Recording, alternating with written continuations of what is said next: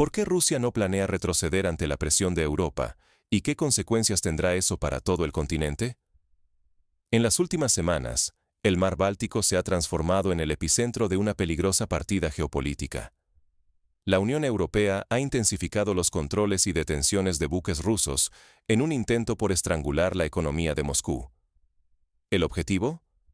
Bloquear el paso clave de energía y mercancías, que representa hasta el 40% del comercio ruso con el mundo. Pero Moscú no se ha quedado de brazos cruzados. Ha anunciado represalias inmediatas y ahora, en las capitales europeas, crece la preocupación por la seguridad de la navegación y el riesgo de que la situación se descontrole. ¿Qué está en juego?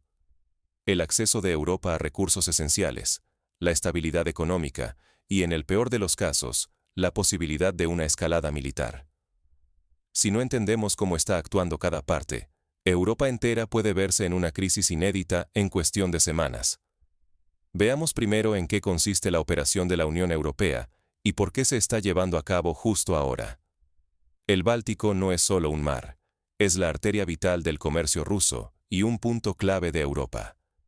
Por aquí circula hasta el 40% de las exportaciones rusas: petróleo, gas, fertilizantes, metales, grano. Si el Báltico se bloquea, Rusia se asfixia económicamente. Eso pensó la Unión Europea cuando, en enero de 2026, lanzó la operación Escudo Báltico. La misión: patrullar el mar con barcos militares y guardacostas y detener cualquier buque ruso sospechoso de violar sanciones. Les dieron carta blanca. Podían parar, inspeccionar y, si lo consideraban necesario, retener los barcos, sus tripulaciones y cargamentos. ¿Por qué ahora? El motivo es simple. Las sanciones anteriores no bastaron.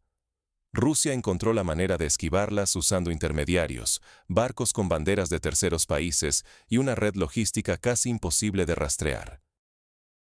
Así que Bruselas decidió atacar el punto más doloroso: la logística marítima. Su idea era clara: si cerraban el Báltico, los barcos rusos dejarían de exportar, los ingresos de Moscú caerían y, en teoría, Putin se vería presionado a negociar. Pero este movimiento tenía riesgos enormes, no solo para Rusia, sino para todo el comercio internacional. Un bloqueo o retraso de buques en el Báltico puede disparar precios, desabastecer mercados y provocar represalias imprevisibles. Y aquí es donde la tensión comienza a escalar. Ahora, profundicemos en los mecanismos legales y técnicos detrás de estas detenciones. La reacción rusa no solo fue simétrica, fue estratégicamente devastadora para Europa. Moscú no respondió de inmediato, porque estaba preparando un contraataque mucho más complejo y contundente. Cuando decidió actuar, la UE se dio cuenta de que había subestimado por completo a su adversario. Primero, Rusia impuso inspección obligatoria a todo barco con bandera de la Unión Europea que pasara por sus aguas territoriales o la zona económica del Báltico. Esto no es una simple burocracia. Cualquier retraso, cualquier detención, deja a los barcos fuera de horario, encarece los envíos, genera pérdidas y rompe la confianza con los clientes. Pero Moscú fue más allá. Creó un grupo operativo especial del Báltico, con autorización explícita para usar la fuerza si algún barco europeo se resistía a la inspección. Ya no era solo una cuestión de papeleo, sino una amenaza real para la seguridad de las tripulaciones y la integridad de los barcos. El mensaje estaba claro. Si Europa quería jugar duro, Rusia podía ir aún más lejos. Y lo más demoledor llegó cuando Rusia anunció el cierre temporal de rutas clave del Báltico, bajo el pretexto de ejercicios militares. ¿Sabes cuál fue el resultado? Los principales corredores utilizados por petroleros y portacontenedores europeos quedaron bloqueados durante días. Barcos atascados en largas filas, pérdidas millonarias para las navieras, y tanqueros cargados de petróleo sin poder llegar a puertos de Finlandia ni de los países bálticos. El golpe financiero fue inmediato. Las aseguradoras europeas dispararon los precios de pólizas hasta un 300%. De repente, comerciar en el Báltico se volvió un riesgo mayúsculo solo para Europa, mientras que los barcos rusos, con rutas controladas por Moscú, seguían operando casi sin trabas. Hay un factor que en Occidente muchos prefirieron ignorar: la ventaja geográfica rusa. Kaliningrado no es solo un enclave, es una base naval que controla media región, y desde 2024 Rusia desplegó allí misiles Bastion capaces de alcanzar casi toda la zona sur del Báltico. Si Europa puede detener barcos puntuales, Rusia puede bloquear rutas enteras en cuestión de horas. La UE, al intentar asfixiar a Rusia, terminó comprometiendo su propio acceso a materias primas, energía y la viabilidad de su comercio marítimo. Y el conflicto subió de nivel. Moscú envió protestas oficiales a Bruselas y a las principales capitales europeas, calificando las acciones de la UE como piratería y exigiendo el cese inmediato de las detenciones. Algunas voces dentro del bloque, como Finlandia, empezaron a mostrar dudas, y la unidad europea comenzó a resquebrajarse. Ahora, miremos de cerca el impacto económico y político que esta escalada está provocando a ambos lados. Europa quiso asfixiar a Rusia, pero la asfixiada terminó siendo ella misma. Mientras la Unión Europea aumentaba inspecciones y retenciones de buques en el Báltico para cortar el comercio ruso, Moscú ya tenía un plan bajo la manga. Lejos de quedarse de brazos cruzados, Rusia desvió sus exportaciones por el Ártico y el Lejano Oriente, usando rutas más largas y costosas. Sí, pero efectivas. El Camino del Norte nunca estuvo tan activo. Barcos llenos de fertilizantes y metales rusos ahora navegan hacia Asia, esquivando aguas europeas y dejando a Europa con las manos vacías. ¿El resultado? Las sanciones se convirtieron en un boomerang. Alemania ahora sufre por la falta de fertilizantes baratos. Las industrias escandinavas padecen la escasez de metales y madera. Y los puertos bálticos, antes bulliciosos, pierden contratos. Muchos armadores prefieren evitar el riesgo de navegar por una zona cada vez más tensa.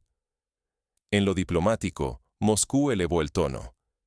Exigió que Europa dejara de detener sus buques y compensara a las empresas afectadas.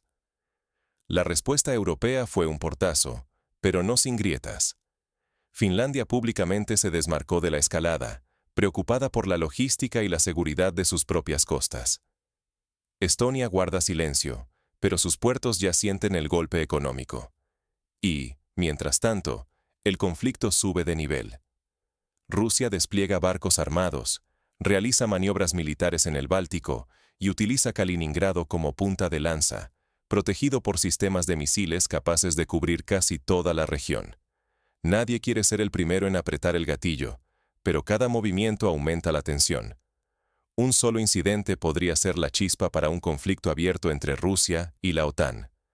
Lo más inquietante es que, mientras Europa improvisaba, Rusia ya había realizado ejercicios secretos para asegurar sus rutas logísticas y anticipar este escenario. Demostró no solo fuerza, sino previsión.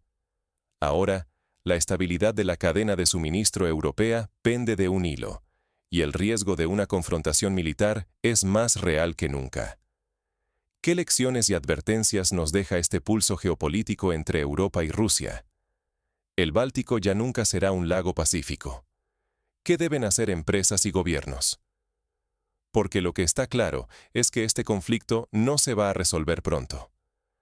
Tanto la Unión Europea como Rusia han cruzado líneas simbólicas, y por orgullo y soberanía, ninguno cederá fácilmente. Cada inspección, cada detención de un buque, provoca represalias casi automáticas. Y eso tiene un impacto directo. La logística se encarece, se ralentiza, y el riesgo de incidentes sube cada día. Es un círculo vicioso donde todos salen perdiendo: empresas, consumidores y hasta los gobiernos que buscan mostrarse firmes. Para las empresas, la lección es clara. Hay que anticipar el riesgo y no apostar todo al trayecto tradicional por el Báltico. Buscar rutas alternativas, aunque sean más largas o costosas, puede ser la diferencia entre mantener el negocio o quedarse paralizado y perder millones. Además, es vital fortalecer las estrategias de contingencia, asegurando contratos flexibles con transportistas, revisando pólizas de seguros y evaluando la exposición real a la región. Porque hoy, No entender los riesgos de operar en el Báltico puede significar quedar completamente atrapado en una tormenta perfecta. A nivel político, la OTAN enfrenta una prueba de fuego. Si los incidentes escalan, ¿quién responderá y quién evitará el enfrentamiento directo? Hay mucho en juego: la propia estabilidad regional y la credibilidad de la alianza.